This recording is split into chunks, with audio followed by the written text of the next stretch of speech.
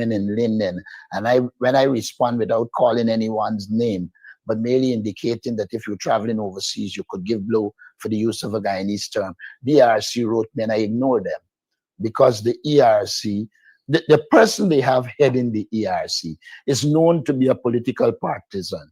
If you read the book on the New Building Society, you would know who we are talking about. So I don't consider the ERC of any consequence. The ERC has 22 functions to perform. It barely performs one, and it spends all its time going after people. In the case of Baby Skello, it is a normal victimization of the Ghana police force. I mean, up to this morning, we had to have a lawyer go to Weldad to get two persons out of the lockup over the same nonsense charges.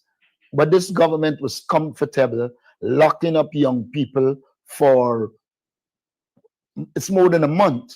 And had it not come to our attention so that we could have dealt with it, that person would languish in jail. We are also informed that the police is going to unleash a set of raids with the sole purpose of incarcerating young African Guyanese. And I'm saying that because I'm reliably informed the focus will be on young African Guyanese. And it wouldn't be the first time they do it, and it must be thwarted this time because the Ghana police force, like the ERC, is a tool of the PPP government and the domination and control that Barra Jagdeo hopes to exercise like he exercised over Irfan and the rest of the cabinet. Thank you. Floor is still open for questions. Questions as well, of course, outside of the press statement.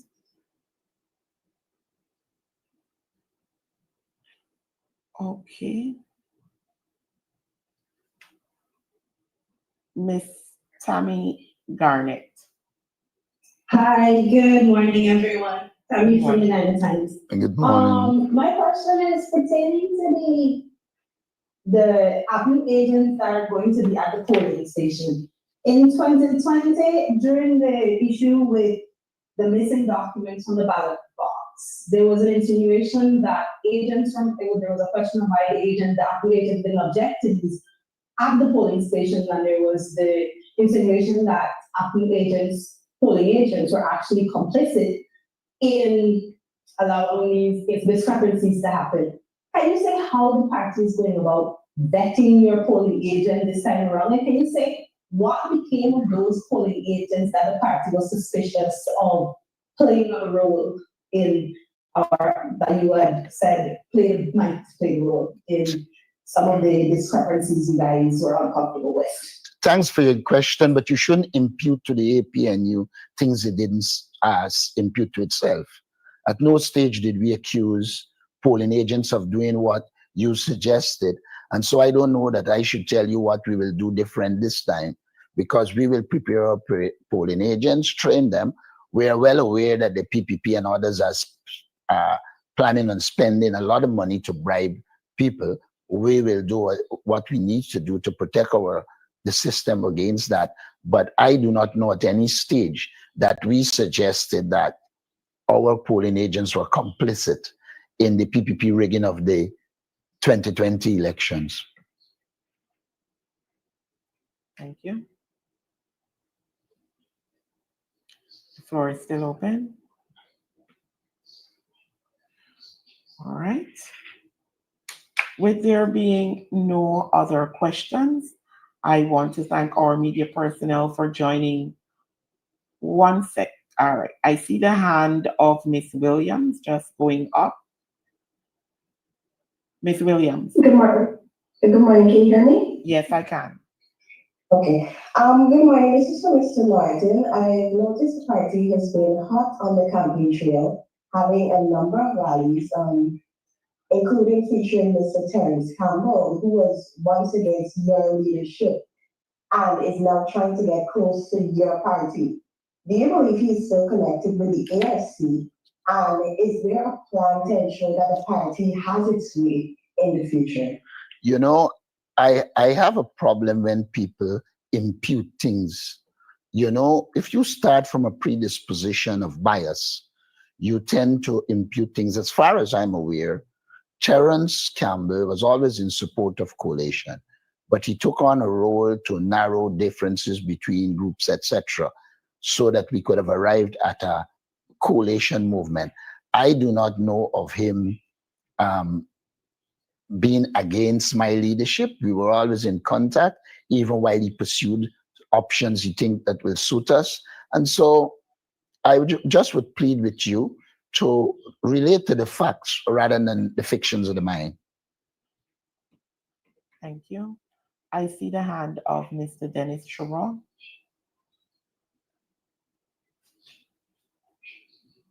Mr. Rodman, can you say what has become of your participation in the GMSA luncheon? I saw that you were built to speak at the event, and I saw the event being cancelled. What's happening there? As far as I'm aware, they had invited me to speak to the luncheon, and then they sent a message saying, after careful consideration, they will no longer be holding the luncheon. And as I gather, it wasn't going to be me alone, it was also President Irfanati. That is as much as the information I have at my disposal. But you were always ready to participate and attend. In fact, we had already prepared our statement.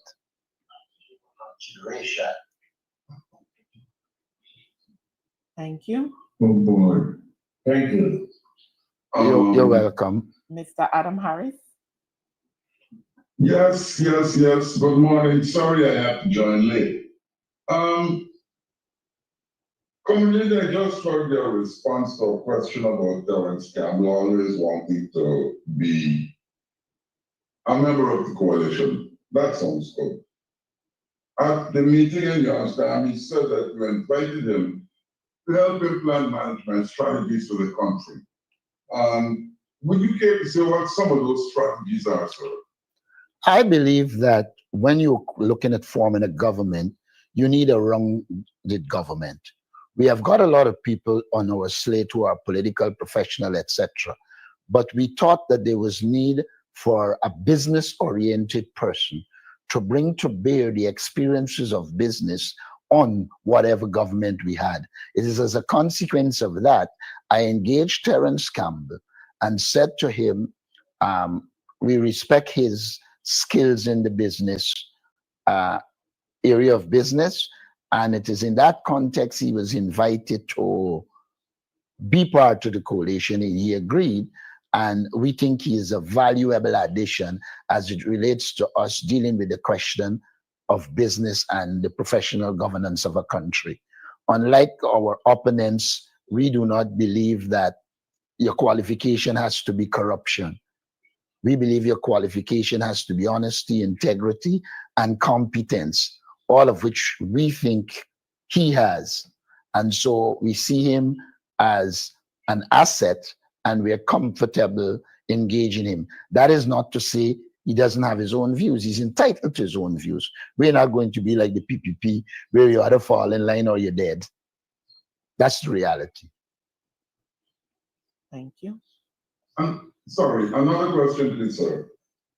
Feel free. You have been holding rallies around the country. I don't know if this question was asked, and I was on for a while, but I saw some of them on social media, and they look good. The PPP also had a rally in Linden that appeared to show that Linden was supporting them. How accurate was the presentation of that video from the PPP vis-a-vis the reaction of the Linden people to the PPP? The PPP is doing terribly in Linden.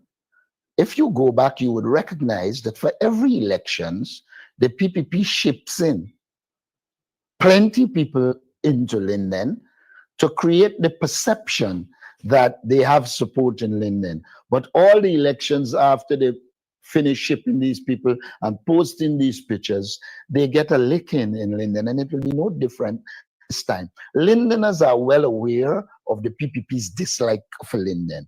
Lindeners are well aware that some of the people the PPP cultivated in Linden don't serve their purpose. Let's look at Figueroa. Here is a man who the PPP destroyed all the grounds in Linden except one. Virtually hampered sport. He was shadow minister, youth, sport, and culture, never said a word. And then he goes to the PPP and suddenly finding everything to be nice. But we know him well. The first question he asks is, what is in it for me? Never ask about the people. Thank you. And what is in it for him, sir? Well, he would know. I didn't. You know, I'll tell you a story years ago. Years ago, Robert Corbyn asked me to go to Linden to identify possible candidates for regional chairman in Linden. At the time, I spoke to 3 people.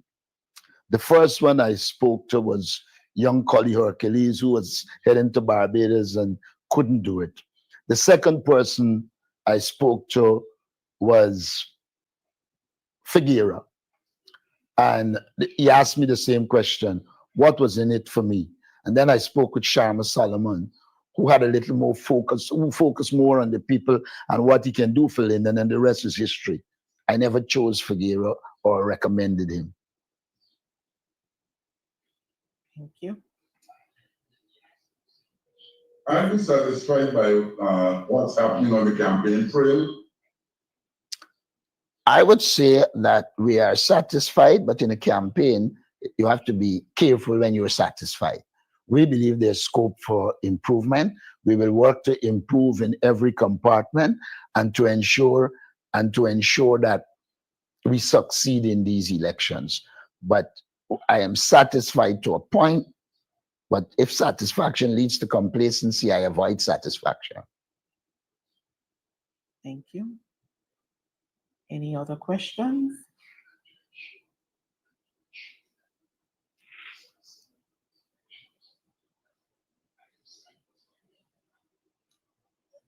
All right. Mr. Antonio Day.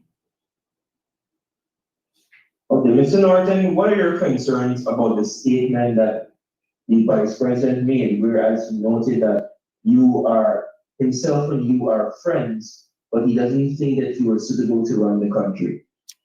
Okay, simple and straightforward. We are not friends. Rarely do I have corrupt friends. If I have a corrupt friend, it means I don't know that the person is corrupt. The minute I find out, they wouldn't be a friend of mine. Secondly, I avoid incompetent people, and therefore Jagdeo wouldn't feature in anything I'm doing. The third thing about it is that I despise people who lie all the time, and he's a pathological liar. What I'm suggesting to you is that all the qualities I would look for in a friend, I can find none in Barra Jagdeo. What is he doing? He's attempting to create this impression that he and I are friends because he believes if he does that, people will believe I'm compromised. Because, you know, the only friends he got is the people he would have compromised. I would say this to the public. I can never be compromised by Barra Jagdeo. I will never be his friend, though I will have nothing against him outside of the ills he carried in the political realm. I do not come up against individuals, but I come up against people who seek to oppress us. I come up against people who are corrupt. I come up against people who are incompetent, and their incompetence is affecting this country. Barra Jagdeo likes to talk about his experience, but what is his experience? His experience is a failed Skeldon factory. His experience is a failed fiber optic cable. His experience is infrastructure that really don't survive at all. So what is the use of experience if it doesn't come with competence? Barra Jagdeo is an incompetent, useless person who has political power and used political power for his family, friends, and favorites, but pay no interest in the people of Ghana. I prefer to have friends who pay interest in the people of Ghana and put the people first. Consequently, he cannot be my friend. Thank you. Is there? Mr. Norton, if I may, going back to the question of you already made your statement about the ERC, which I take note of. The individual that I mentioned to you who offered the apology, notably, she was not arrested, nor did she receive a similar treatment as baby Skello. Are you concerned about the constant double standards in this country, whereas apparently people are selectively reprimanded? I am very concerned. In fact, we are now sometimes heading to station, having to call policemen because the PPP activists are pulling down our posters. Night before the last, we flagged the East Coast. I left the road about 1 in the morning. By 8 in the morning, they are taking down a lot of the posters between Mandela and about Cummins Lodge area, just before there. Now, it don't matter if you report it to the police does not act on anything that the PPP does that is wrong. And then they come after our supporters, even without evidence, like the young man who they have no evidence, pull down a flag, but just pick him up. You know, the police force has been weaponized against the APNU. The police force is a stooge of the People's Progressive Party. The police force is misused by this regime.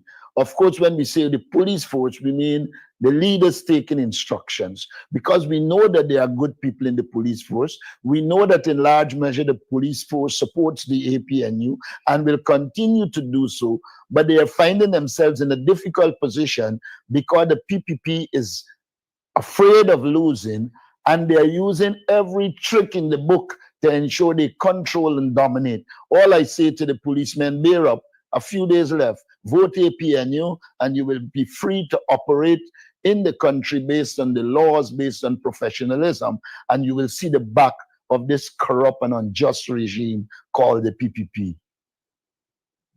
Thank you. The floor is open for maybe one other question.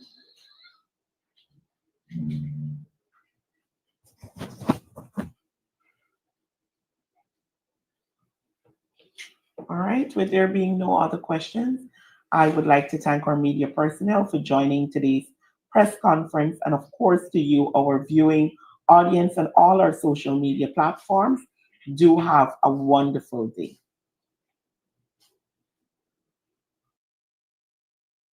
Yeah, my name is Jasnity Kaldata Francis Wakenham, and since 1965 I become a voter, and I always place my ex next to the cop, and what they are doing today, I can't take it. So I have no more vote to give to PPP anymore. I'm not going to vote anymore no more. If they have to lose by 1 vote, they're losing it by data. There and fabricate that. Unless you say who the person is, I can't comment on anonymous people. Okay, well, let's talk about specific individuals. What is your relationship with Mr. Su Zhurong? Su? Oh, Su.